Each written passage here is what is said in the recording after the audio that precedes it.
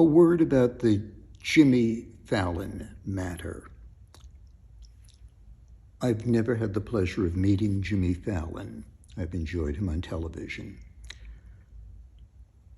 The controversy that rages around him, it seems that everybody has an opinion about it, and it has just dominated the news cycle. That won't go on much longer. You'll note that Jimmy Kimmel has not yet made a statement publicly.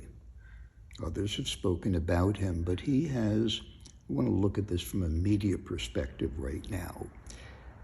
What's going on is that Kimmel is having meetings at law offices in Century City. It's where all the lawyers gather in LA. And he's there with his attorneys, and on the other side of the table are the people who represent ABC Television and Disney that owns ABC Television. What do you think they're talking about? Here's my take. They're not talking about freedom of speech. They're not talking about the First Amendment. They are not talking about the president. They are not talking about politics. They're talking about money.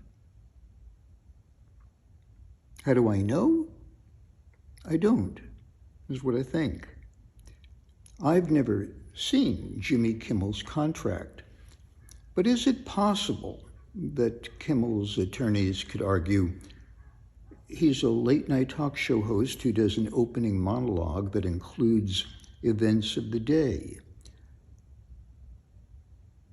It's impossible for him to do those monologues and then for them to be sent off somewhere to get approval from ABC as to what goes and what doesn't go.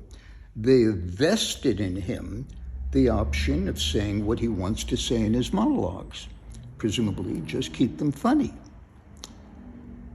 Is there some clause that says that they can't fire him for speaking? That's what they pay him to do. Is there a clause that says if for any reason they do fire him, he's got to receive $1 billion trillion parachute contract?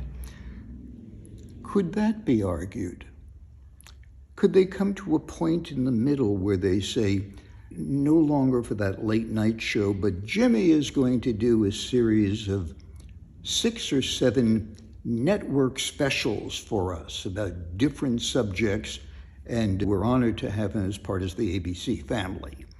In which case, of course, they would have the opportunity in advance to look at these special presentations and save face.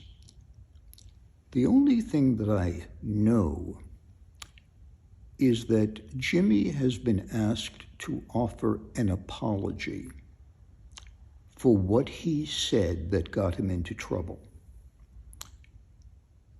And it's just my opinion that such an apology is necessary and highly appropriate. And it disturbs me that he is reticent in doing that. Just my thoughts.